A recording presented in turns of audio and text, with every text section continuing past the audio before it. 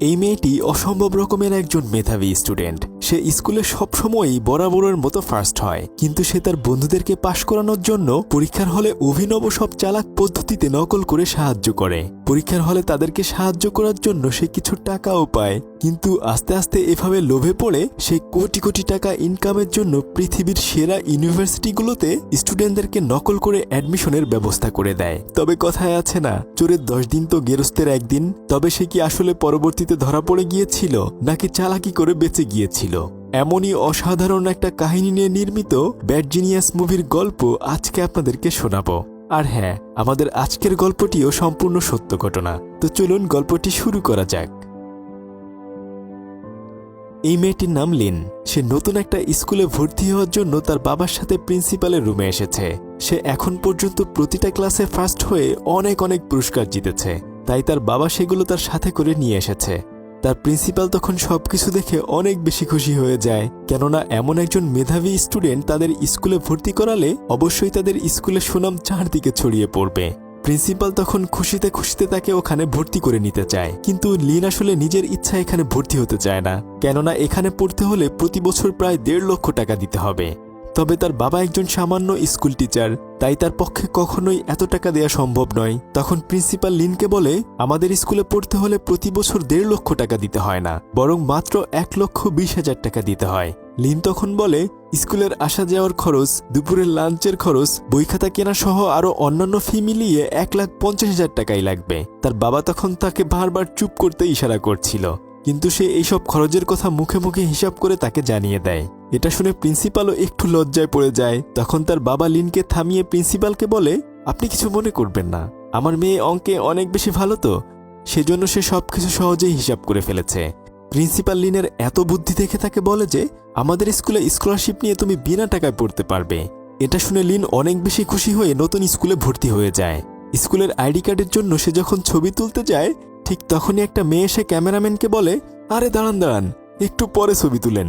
এই বলে সে লিনের চুলগুলো ঠিক করতে করতে বলতে থাকে, এই স্কুলের আইডি কার্ডের ছবিটি কয়েক বছর তোমার গলায় ঝুলে থাকবে, তাই একটু সুন্দর না হলে হয় নাকি বলো? এই বলে সে তার চশমাটা খুলে হেসে একটা ছবি তুলতে বলে। আসলে এই মেয়েটিও আজকে নতুন ভর্তি হয়েছে। মেয়েটির নাম হচ্ছে গ্রেস। এরপর সেও তার স্কুলের আইডির জন্য একটি ছবি তুলে নেয়, আর সেও লিনের প্রথম বান্ধবী হয়ে যায়। নতুন স্কুলে লিনের দিনকাল ভালোই কাটছিল। স্কুলের লাইব্রেরিতে গিয়ে গ্রেস তাকে বলতে থাকে, আমার এসব অঙ্কের প্রশ্ন একদমই মাথায় ঢোকে না। আমি স্কুলের নাট্যদলে অভিনয় করতে চাই, তবে সেজন্য আমার সিজিপিএ অবশ্যই 3.25 থাকতে হবে। কিন্তু আমি যে কিভাবে এত ভালো রেজাল্ট করব, অঙ্ক তো আমার মাথায় ঢোকে না। লিন তখন তার হাত থেকে অঙ্কের শিটটা নিয়ে মুখে মুখে সেগুলো এক একটা সমাধান করে দেয়। গ্রেস তখন বলে, ইস, আল্লাহ যদি তোমার মতো আমাকে এরকম মেধাবী বানাতো তাহলে কতই না ভালো হতো বলো। সে তখন চট করে লিনকে বলে, তুমি কি আমাকে টিউশন পড়াবে? লিন আসলে তার এই কথায় রাজি হয় না।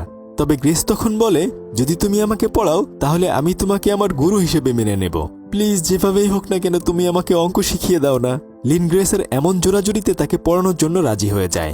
কয়েকদিন পর তাদের পরীক্ষা শুরু হয়ে যায়। পরীক্ষার হলে টিচার এসে তাদেরকে বলতে থাকে, তোমরা কেউই কোনো ধরনের নকল করবে না, এগুলো কিন্তু আমি একদমই পছন্দ করি না। লিন প্রশ্ন হাতে নিয়ে খেয়াল করে যে গ্রেস তাকে সেদিন লাইব্রেরিতে যে প্রশ্ন দিয়েছিল, আজকে ঠিক হুবহু সেই অঙ্কগুলোই এসেছে। ওই টিচারের কাছে যারা টিউশন পড়তো, টিচার তাদের সবাইকে প্রশ্ন ফাঁস করে দিয়েছিল। তাই সে তখন গ্রেসের দিকে ইশারা দিয়ে বলে, কি সব অঙ্ক পারবে তো? গ্রেস তখন বলে, আমি সবকিছু ভুলে গিয়েছি, একটাও করতে পারবো না।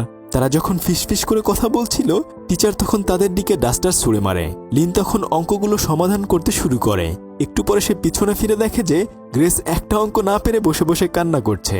তাই সে তখন বুদ্ধি করে সমস্ত অঙ্কগুলো সমাধান করে রাবারের উপর এক একটা উত্তর লিখে দেয়। এখন যে করেই হোক এই রাবারটি গ্রেসের কাছে পৌঁছে দিতে হবে।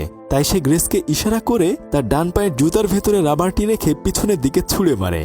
গ্রেস খুব চালাকের সাথে সেটা তার পায়ের নিচে রেখে দেয়, কিন্তু একটু পরেই ওখানে টিচার চলে আসে। লিন তখন ভয়ে ভয়ে তার ডান পা কোনো মতে লুকিয়ে রাখে। তবে এভাবে থাকলে যে কোনো সময় তারা দুজনই ধরা পড়ে যাবে। তাই গ্রেস তার নিজের পায়ের জুতাটি লিনের দিকে ছুঁড়ে মারে, কিন্তু তখনই জুতাটা সোজা গিয়ে অন্য জায়গায় চলে যায়। এখন তো তারা দুজনেই পড়ে যায় মহাবিপদে, কেননা টিচার যে কোনো সময় সেটা দেখে ফেলতে পারে। তাই লিন বুদ্ধি করে দ্রুত নিজের প্রশ্নপত্র হাতে নিয়ে জুতাটি পায়ে দিয়ে টিচারের কাছে জমা দিতে যায়। আর গ্রেস তখন সেই রাবারটি বের করে সমস্ত উত্তর খাতায় লিখে বাইরে বের হয়ে আসে। এই যাত্রায় তারা দুজনেই বেঁচে যায়। গ্রেস অঙ্কে 3.80 পায়। সে তো ভীষণ খুশি হয়ে যায়, কেননা সে এখন স্কুলের নাট্যদলে অভিনয় করতে পারবে। গ্রেস তখন লিনকে বলে, আজকের এই খুশিতে সন্ধ্যাবেলায় আমার বয়ফ্রেন্ড প্যাট একটা পার্টি রেখেছে, তুমি অবশ্যই সেখানে আসবে। সন্ধ্যাবেলায় তারা তিনজন সুইমিং পুলে সাঁতার কাটছিল আর গল্প করছিল। তখন প্যাট লিনের সাথে পরিচিত হয়ে নেয় এবং তাকে বলতে থাকে, গ্রেস বলেছে তুমি নাকি অনেক মেধাবী স্টুডেন্ট। লিন সেই কথা শুনে একটু লজ্জায় পড়ে যায়। সে প্যাটকে বলে, পড়াশোনা করলে তুমিও ভালো রেজাল্ট করতে পারবে। কিন্তু প্যাট বলে, আরে না, আমি কিভাবে ভালো রেজাল্ট করব? আমার কি আর ওরকম কোনো বন্ধু আছে যে আমাকে পরীক্ষার হলে রাবার ধার দিবে? এই কথা শুনে লিন অনেক কষ্ট পায়, কেননা নকল করার কথা সে পেটকে জানিয়ে দিয়েছে। পেট তখন লিনকে বলে, যদি তুমি আমাকে পরীক্ষার হলে নকল করতে সাহায্য করো তাহলে আমি তোমাকে প্রতিটি সাবজেক্টের জন্য 3000 টাকা দেব। আর আমার সাথে আমার আরও 5 জন বন্ধু আছে, ওরাও তোমাকে প্রতিটি সাবজেক্টের জন্য 3000 করে টাকা দিবে। লিন বলে, যদি আমরা ধরা খেয়ে যাই তাহলে তো স্কুল থেকে আমাদেরকে বের করে দেবে। পেট তখন বলে, তুমি একদমই চিন্তা করো না, আমরা কখনোই ধরা খাবো না।